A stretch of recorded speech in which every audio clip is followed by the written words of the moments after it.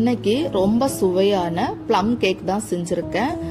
Christmas பக்கத்துல வருது இல்லையா, உங்க வீட்டுல இந்த ப்ளம் கேக்கு செஞ்சு பெரியவங்களுக்கும் குழந்தைங்களுக்கும் கொடுங்க. கடையில வாங்குறதை விட நம்ம வீட்டுல செஞ்சு சாப்பிட்றது ரொம்ப ஹெல்த்தியும் கூட. வாங்க இது எப்படி செய்யலான்னு உங்களுக்கு சொல்லித்தரேன். நம்ம பேக்கரியில வாங்கின மாதிரியே ப்ளம் கேக் ரொம்ப நல்லா வந்திருக்கு.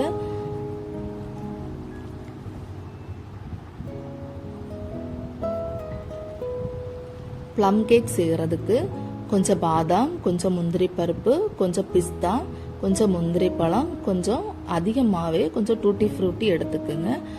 வெள்ளை கருப்பு திராட்சை இருந்தா கூட ஆட் பண்ணிக்குங்க.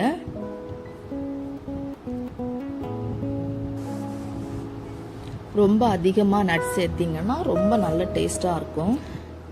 ஒரு கடாய் அடுப்பில் வச்சு ஸ்டவ் ஆன் பண்ணி அதில் ஒரு அரை கப் சுகர் சேர்த்து அதை நம்ம நல்லா மெல்ட் பண்ணிடலாம்.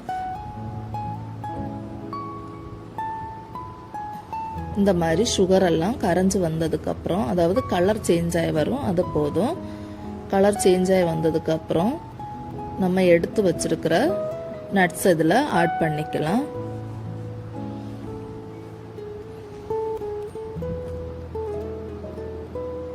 போதும். இது இப்போ எடுத்து வச்சிருக்கிற நட்ஸ் எல்லாத்தையும் ஆட் பண்ணி நல்லா மிக்ஸ் பண்ணி விட்டுட்டு ஸ்டவ் ஆஃப் பண்ணிக்கலாம். ரொம்ப குக் பண்ணணும் இல்லை, ஸ்டவ் ஆஃப் பண்ணிக்கலாம். இப்போ இதை ஒரு சைடு ஆற வச்சுக்கலாம். இப்போ கேக்குக்கு தேவையான மாவு ரெடி பண்ணிடலாம்.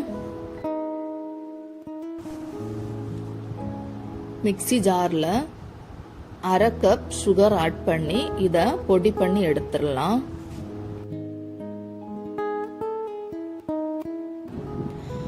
பொடி பண்ண சுகரை இன்னொரு பாத்திரத்துல மாத்தி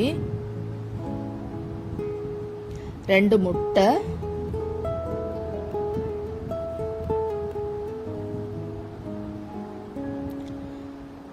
அரை கப் ரிஃபைண்ட் ஆயில் ஊற்றி அதை நல்லா மிக்ஸ் பண்ணிக்கலாம்.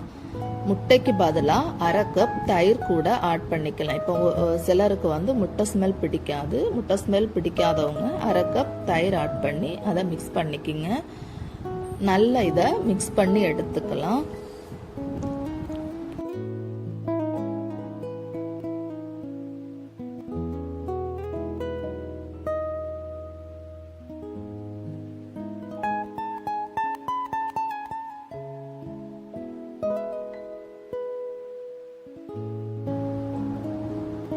இந்த மிக்சிங் ரெடி ஆயிருச்சு.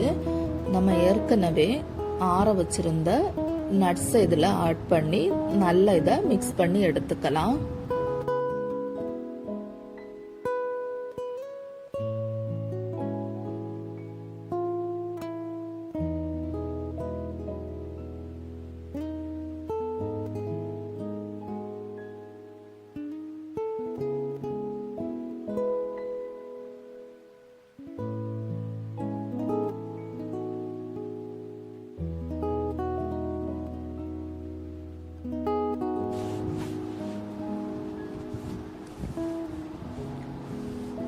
இதில் 1.5 கப் மைதா மாவு,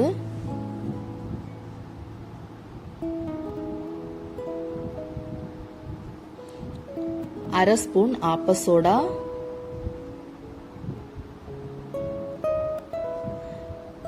நல்லதை அரிச்சு எடுத்துக்குங்க.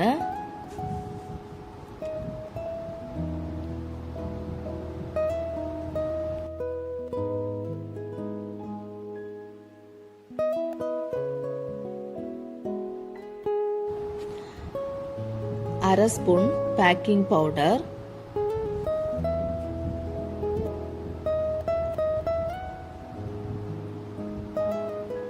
இத இந்த மாதிரி மிக்ஸ் பண்ணி எடுத்துக்குங்க.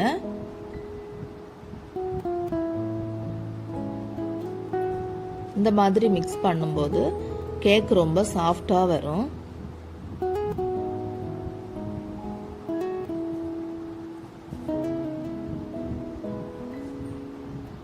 இதை ரவுண்டா எடுத்துட்டு சென்டர்ல ஒரு கோடு போடுற மாதிரி மிக்ஸ் பண்ணி எடுத்துக்குங்க.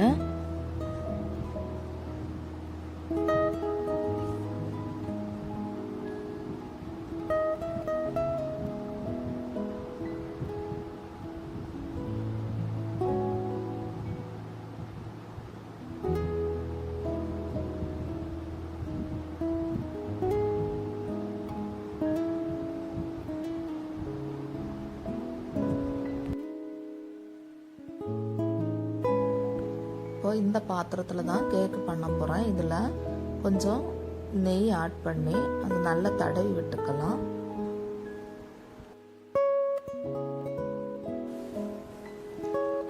மாவை பாத்திரத்தில் ஊற்றி 2 தடவை குலுக்கி விட்டுருங்க. அப்போ தான் உள்ளாடி ஏதாவது கேப் இருந்தால் கூட ஃபில் ஆகும். ஸ்டவ் ஆன் பண்ணி குக்கரில் ஒரு ஸ்டாண்ட் போட்டுருங்க. போட்டு ஹை ஃப்ளேமில் ஒரு 2 மினிட்ஸ் குக்கர் நல்லா சூடானதுக்கப்புறம் ஸ்டவ்வை மீடியம் ஃப்ளேமில் வச்சுட்டு ஏற்கனவே மிக்ஸ் பண்ணி வச்சுருக்கிற மாவை உள்ளாடி வச்சு வெயிட் போட்டுடலாம். கேக் ரெடி ஆகுறதுக்கு 30 மினிட்ஸ்ல இருந்து 45 மினிட்ஸ் வரைக்கும் ஆகும். வெயிட் பண்ணலாம்.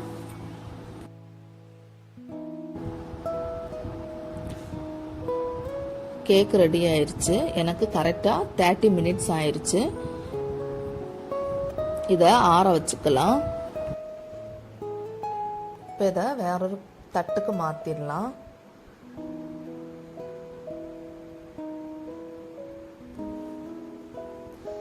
ரொம்ப சாஃப்டாக கேக்கு வெந்திருக்கு.